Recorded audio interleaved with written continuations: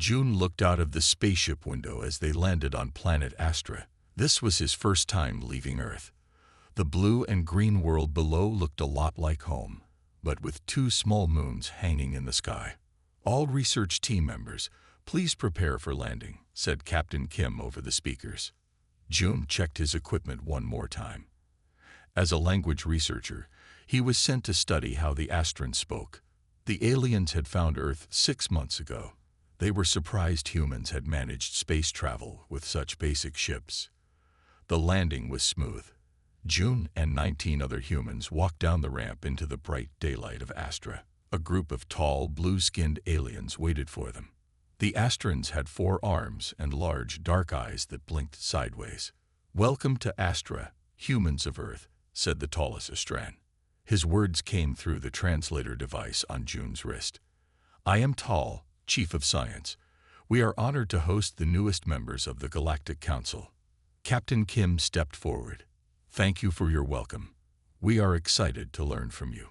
The humans followed the Astrans to a large open building made of a strange glowing material. Inside, a feast was laid out on low tables. The food looked strange but smelled good. "Please enjoy our welcome meal," said Tal. "After you rest, we will show you our city." June sat at one of the tables. He was more interested in studying the Astrans than eating. He took notes on how they moved and spoke to each other. Suddenly, June felt something brush against his leg. He looked down and saw a small animal. It looked like a fox but had 6 legs and a tail that split into 3 parts. Its fur was silver with blue spots. Before June could move, he heard a voice in his head. Asterisk, "Hello, strange one. You smell different from the others." Asterisk. June froze. He looked around to see who spoke, but everyone was busy eating or talking. "Asterisk down here, tall one, asterisk," the voice said again. June looked at the fox creature. Its black eyes stared up at him. Did you just talk to me?" June whispered. Asterisk, "Of course. All creatures talk. Most just don't listen." Asterisk. Without thinking, June replied, "My name is June. What are you called?" Asterisk, "My kind has no need for name sounds like you tall ones use, but the blue ones call me Lyta." Asterisk. June didn't notice that the room had gone completely silent. When he looked up, every Astran was staring at him. Their eyes were wide, and some had dropped their food. "Is something wrong?" June asked. Tal stepped forward slowly. "Human June, were you just communicating with the Kita?" "The small fox thing?" "Yes, she said her name is Lyta." The Astrans began talking all at once in their own language, too fast for the translator to keep up. Tal raised all 4 of his hands, and they fell silent. "In 10,000 years of space travel," Tal said slowly, "no species we have ever met has been able to speak with non-sentient animals. Not even we can do this." By now, the other humans had gathered around. Hannah, a zoologist, knelt beside the fox creature. "Hello, Lyta," she said softly. Asterisk, another strange one who listens. "This day brings new things." Asterisk, said the voice in both June and Hannah's heads. Hannah looked up at June with wide eyes. "I heard it too." More animals began entering the hall, flying creatures like birds, small things that looked like mice, and even a large beast that resembled a deer with scales instead of fur. All of them gathered around the humans, and the humans could hear their thoughts. Tal turned to the other Astrans. "Contact the Galactic Council immediately. The humans possess an ability thought impossible in our universe."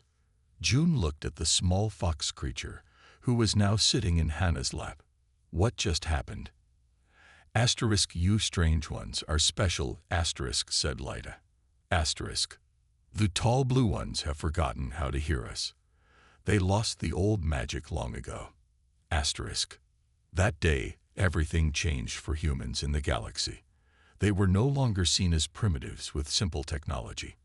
They had something no other species possessed: the ability to talk with animals. The next morning, June woke up in a strange room.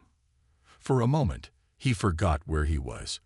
Then he remembered. He was on planet Astra, and yesterday he had talked to animals. A soft knock came at his door. It was Hannah, the zoologist.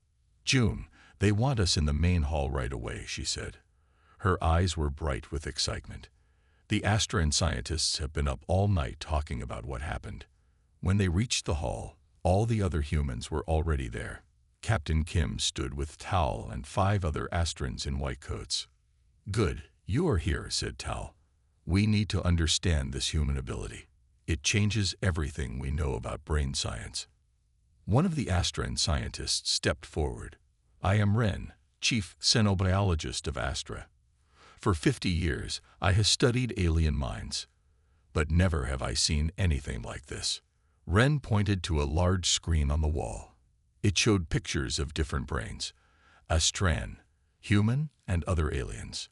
All intelligent species in our galaxy evolved in a similar way, Ren explained.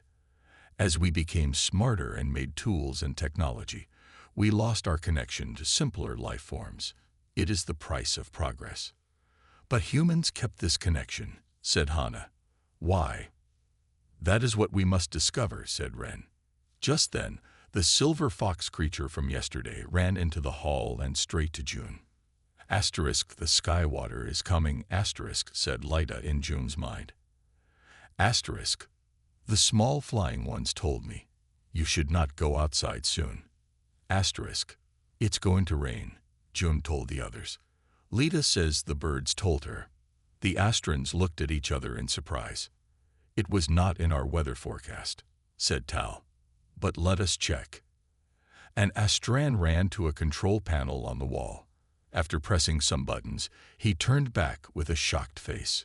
"A storm has just formed over the mountains. It will reach us in 1 hour. Our sensors missed it somehow." Captain Kim smiled. It seems this ability might be useful after all. Throughout the day, more tests were done. Each human was asked to sit with different animals. Some humans, like Hannah, could hear almost every animal clearly. Others, like Sue, the ship engineer, could only get simple feelings from the animals. "I think I know why we still have this ability," said Hannah as they sat in a garden full of strange Astran plants.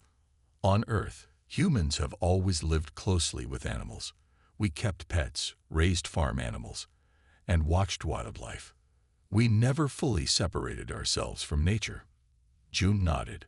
"While we built cities and technology, we also made nature parks and protected forests.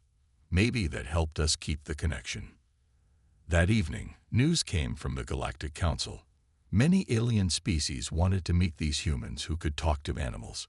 Some were coming to Astra to see for themselves. "Your Earth may soon become very important in our galaxy," said Tal. "This ability could help with farming, medicine, and understanding planets without harming them." Later, June sat alone in the garden, watching the stars. They looked different from the stars back home. Lyta jumped up beside him. Asterisk, "Why are the blue ones so excited about you talking to me?" Asterisk, she asked. "Because they can't do it anymore," said June. "They forgot how a long time ago." Asterisk, "That is sad," asterisk, said Lyta. Asterisk, "All creatures should talk to each other. The world is better that way." Asterisk, "I agree," said June. He scratched behind her ears, and she made a happy purring sound. From the shadows, Ren watched them. His face showed both wonder and something else. Worry, perhaps, or envy. He turned and walked away quietly, already planning the tests for tomorrow. Humans were changing everything the galaxy thought it knew, and this was just the beginning. 5 days had passed since the humans arrived on Astra. The small science building was now crowded with visitors from 12 different planets. All wanted to see the humans who could talk to animals. June sat in a white room with Ren and 2 other alien scientists. On the table between them was a small clear box with a creature that looked like a blue spider with 10 legs. "This is a mind mapper," explained Ren. "It can show us what happens in your brain when you talk to animals." June nodded. He was getting used to being studied like this.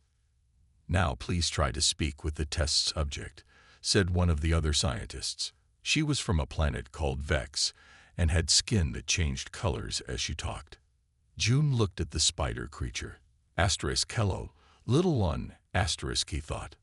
For a moment, nothing happened. Then he heard a tiny voice.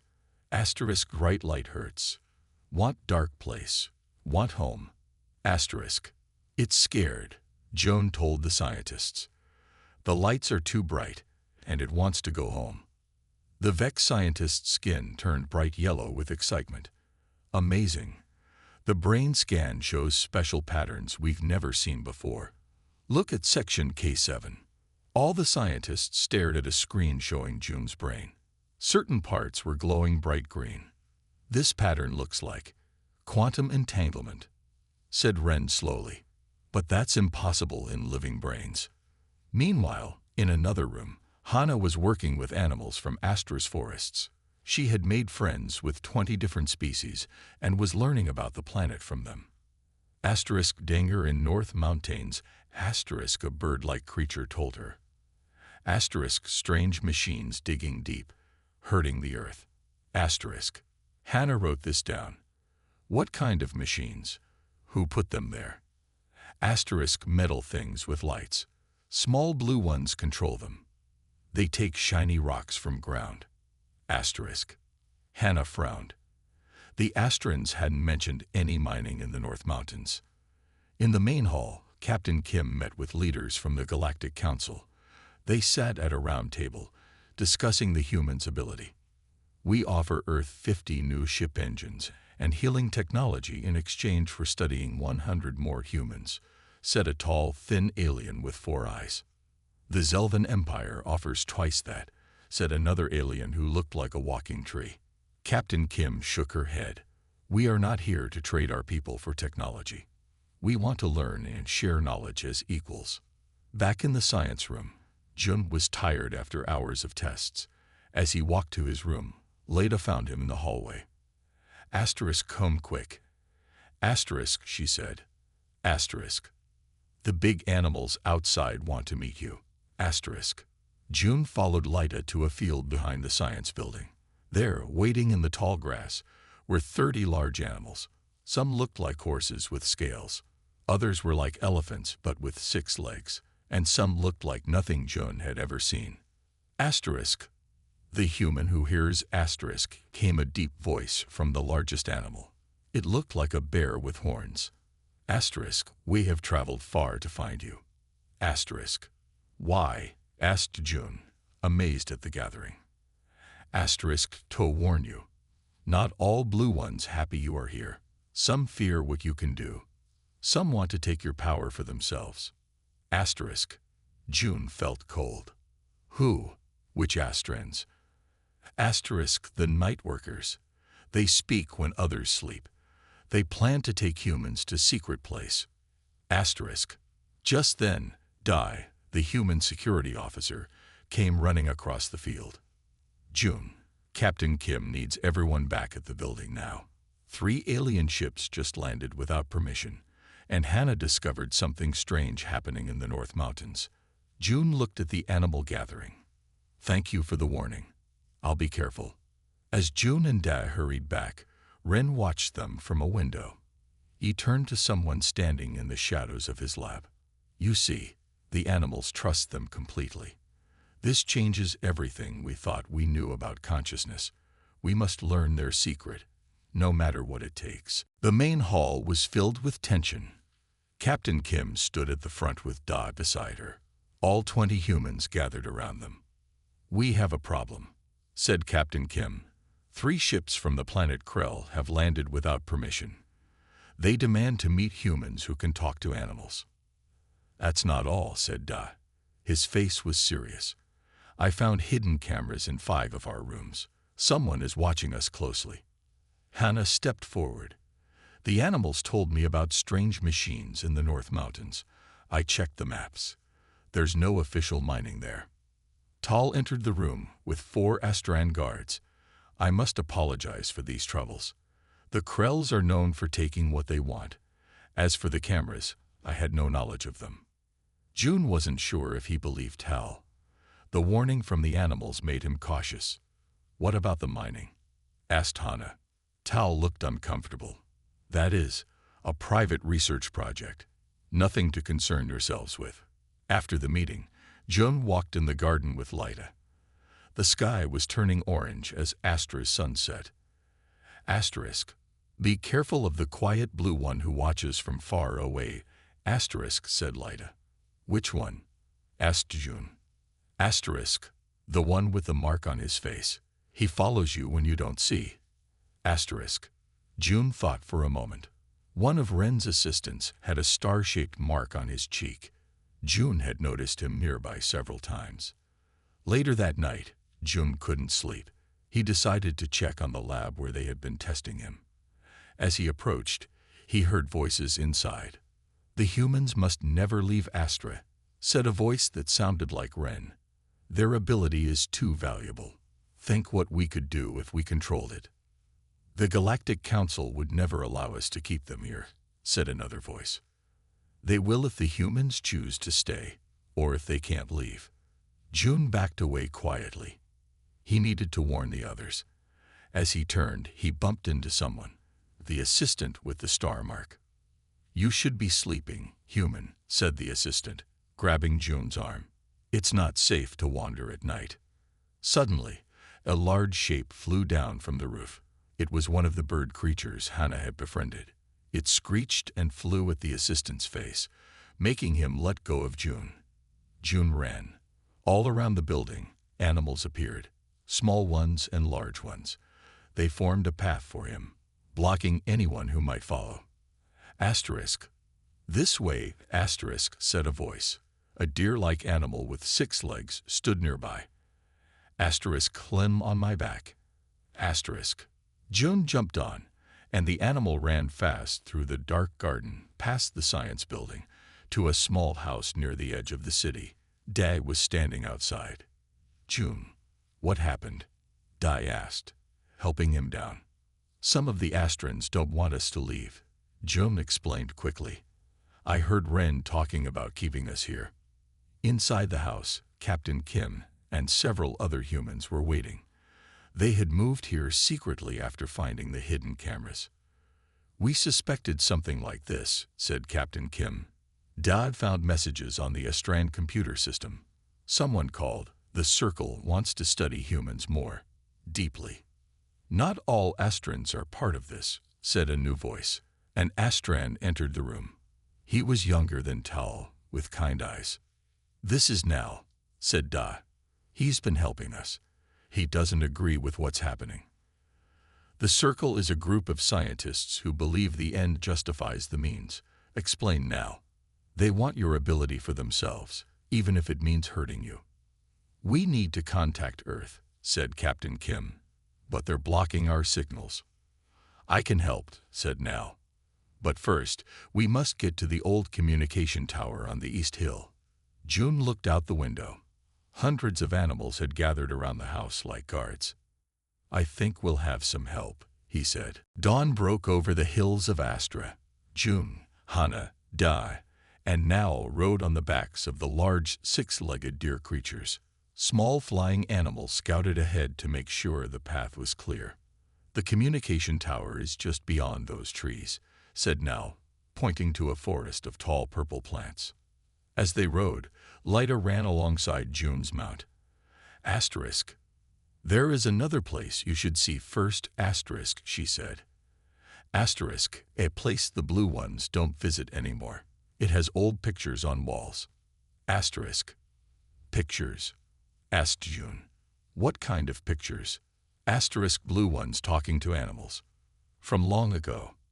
Asterisk. June told the others what Lyda had said. They agreed to take a small detour. Lyda led them to a crack in a hillside, hidden behind thick bushes with red leaves. Inside was a cave. Nal looked nervous. This is the forgotten place, he said. Our teachers tell us not to come here. They say it's just old stories, not real history.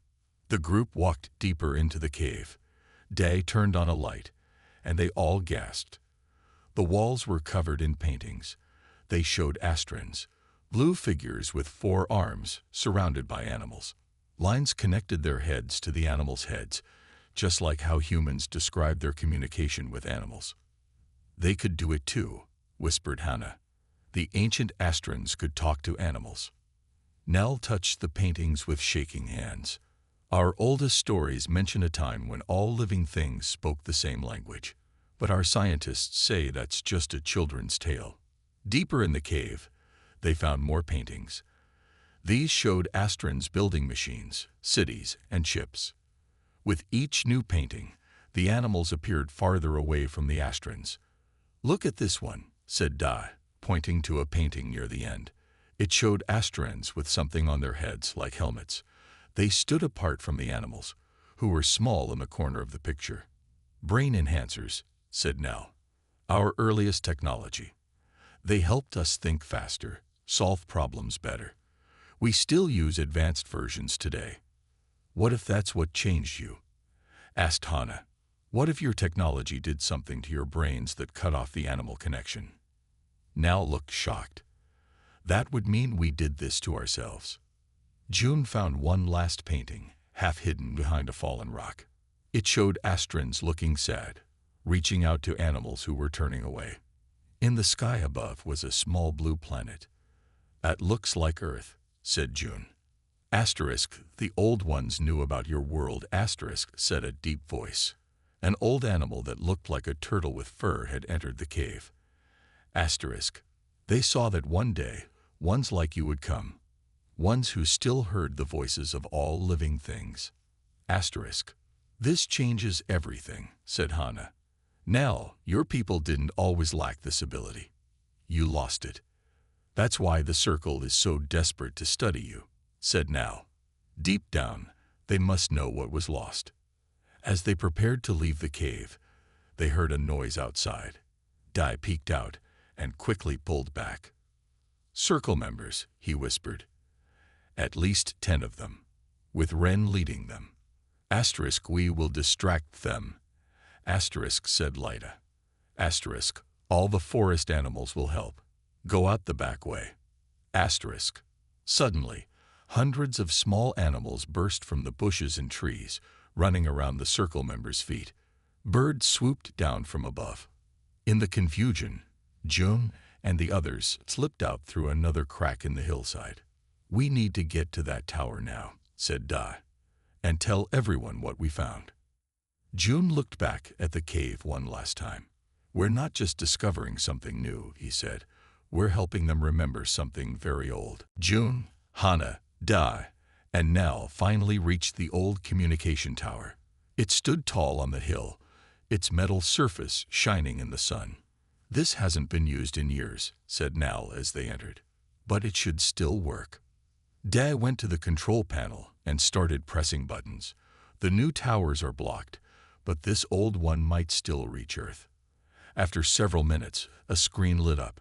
The face of Jin, the Earth Defense Chief, appeared. "Captain Kim, we've been trying to contact you for days," said Jin. "We have a situation here," explained Captain Kim, who had joined them at the tower. "Some Astrans want to keep us here to study our ability to talk with animals." "You're not alone in that," said Jin. "Since news of your discovery spread, Earth has been flooded with requests from across the galaxy. Some aliens offer technology. Others are threatening us." "Sir, we found something important," said June. He told Jin about the cave paintings and what they learned. Jin looked thoughtful.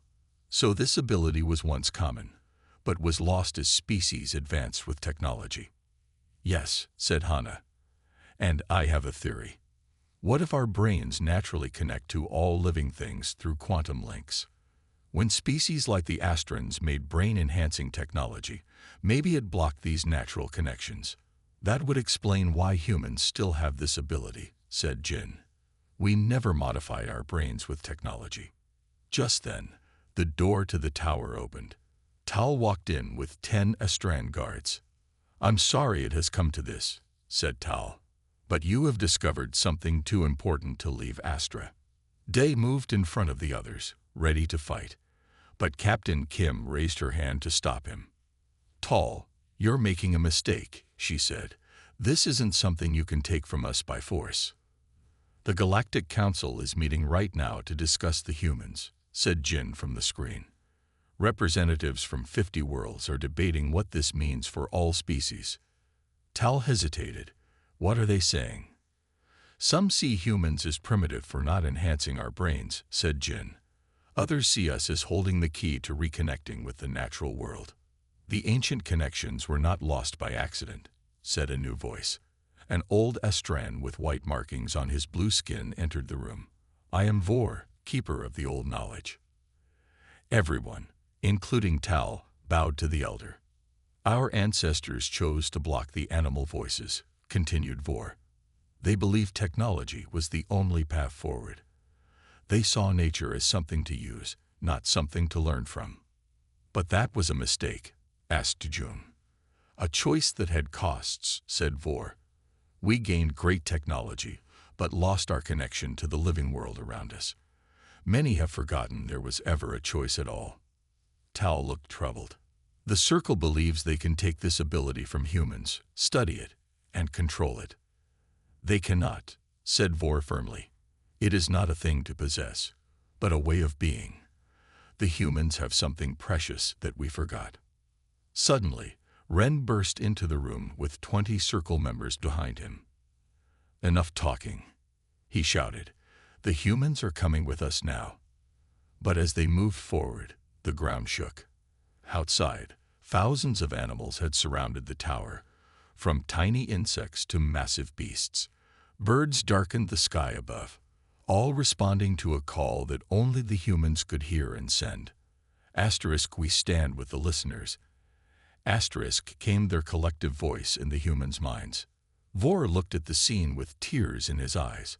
After all these years, they still wait for us to hear them again. 3 months had passed since the events at the communication tower. The Galactic Council had sent peacekeepers to Astra, and the Circle was no longer in power. Ren and his closest followers had been taken away to answer for their actions. Jun sat in a new lab built by the lake. Instead of cold white walls, this lab had large windows and plants growing inside. Hana worked beside him, along with Nal and scientists from 5 different worlds. I think we finally figured it out, said Hana, looking at the brain scans on the big screen. It's not magic. It's quantum neural entanglement. Nal nodded. All living things have tiny quantum connections in their brains. These connections can reach out to other brains. Like an internet that all life forms share naturally, added Jun. Exactly, said Hana. But most advanced species lost this connection when they started using brain technology. Their artificial networks blocked the natural ones. A young Estran named Min entered the lab. She had been spending time with the humans every day for weeks. I heard something, she said quietly. From a bird outside. Just a little feeling, but it was happy. Everyone looked at her with excitement. This was happening more often now. Young Astrans who spent time with humans were starting to feel faint connections to animals again. It's like a muscle that got weak from not being used, explained Hana. The ability isn't completely gone in other species. It's just been sleeping. Outside the lab, Captain Kim met with the Galactic Council representatives. The main plaza of the Astran city was filled with beings from 30 different worlds. Earth will share what we learn with everyone, said Captain Kim. We don't want to keep this knowledge to ourselves. Vor, the old Estran, stood beside her. For too long, we thought progress meant leaving nature behind. The humans show us there is another way. In another part of the city, Dai worked with young aliens from many worlds. They sat in a circle with small animals, trying to feel the faint connections. Don't try so hard, Dai told them. It's not about forcing it. It's about being open and quiet inside. A young tree-like alien suddenly smiled. I felt it. The mouse is hungry. Back at the lake lab, Jun was writing a report when Tal came to visit. The former Astran leader looked humbler now. I was wrong about many things, admitted Tal. I thought advanced technology was the only measure of a species' worth. We need both, said Jun. Technology helps us do amazing things, but we shouldn't lose our connection to the living world around us. That evening, as the two sons of Astra set, Jum sat by the lake with Lyta. In the water, strange fish with glowing spots swam near the surface. More and more blue ones are starting to hear us, said Lyta. Not clearly yet, but they're trying. It will take time, said June. They blocked this ability for thousands of years. But it was always there, waiting. Said Lyta. In all living things. On Earth, things were changing too. News reports showed people working more closely with animals, trying to strengthen their natural connections. Parks and nature areas were being protected and expanded. Jin spoke to the world leaders. What we've discovered isn't just about talking to animals. It's about remembering that all life is connected. Humans aren't special because we have something new.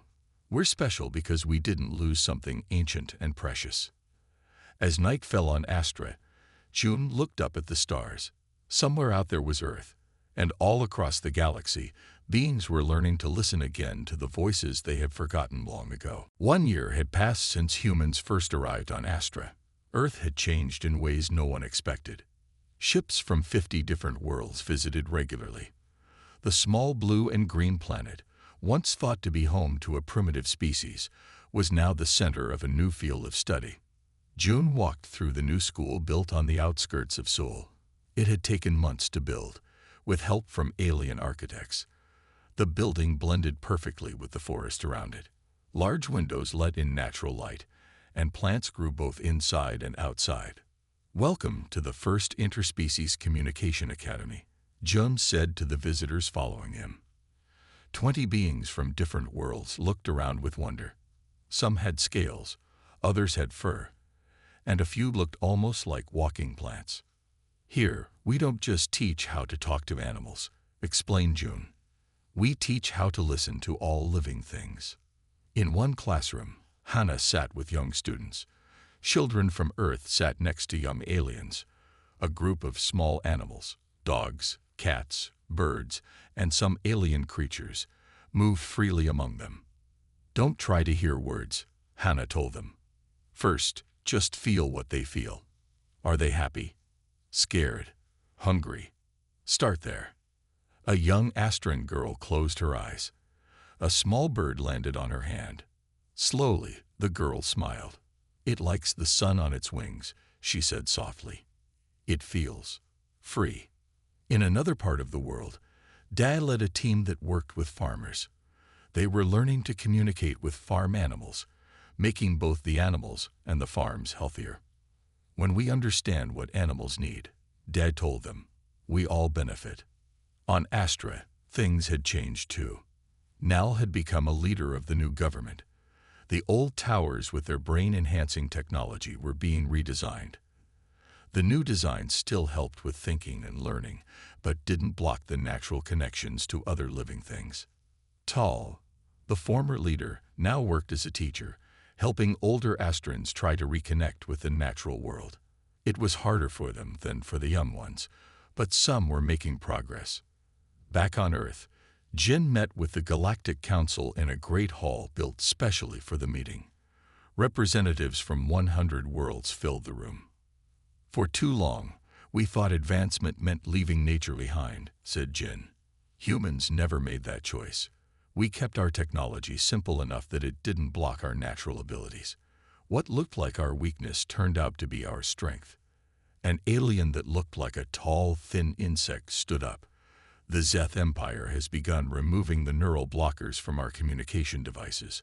Already, our children report feeling connections we thought were just old stories. Another delegate, who resembled a cloud of blue gas held in a special suit, spoke next. On Miral, we have set aside 50 new nature areas where our people can practice reconnecting with other life forms. Late that evening, Jun sat in a garden at the academy. Lyta was with him, older now but still as quick-minded as ever. Your kind has changed the galaxy, she said. The old connections are coming back everywhere. Asterisk. Not just because of us, said June. All species wanted this connection back. They just forgot it was possible. From a nearby tree, a bird sang. A group of alien students sitting under the tree looked up in surprise as they felt the bird's joy. It's like learning to see after being blind, said one student from a distant world. How did we forget something so beautiful? June smiled as he watched them. That's how the future will be, he said to Leda. Not humans or astrans or any one species leading the way. All of us, learning to listen to each other and to every living thing. As night fell, June looked up at the stars. The universe seemed less empty now, less cold. It was full of life, all connected, all sharing the same basic pattern. Humanity's greatest gift to the galaxy wasn't technology or power. It was remembering how to hear the voices that had always been there, waiting to be heard again.